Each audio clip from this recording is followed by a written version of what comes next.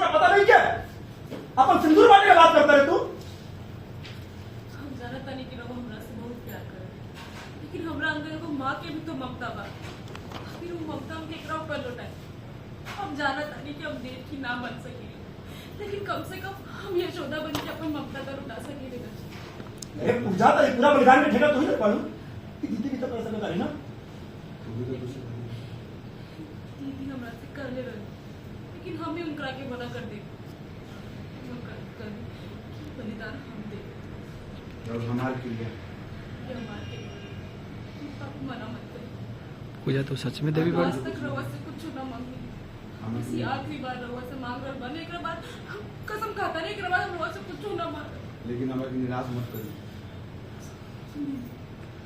पूजा पूजा तो सच में देवी बाड़ू। हमारी बात मांग। पूजा तो सच में देवी बाड़ू। पूजा तो सच में देवी बाड़ू।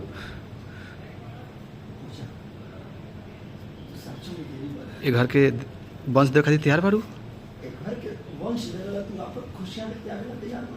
इतना बड़ा बलिदान। इतना बड़ा बलिदान अपन सिंदूर के बांटने तैयार बा। ममता लुटावे खातिर पूजा उन्हें कर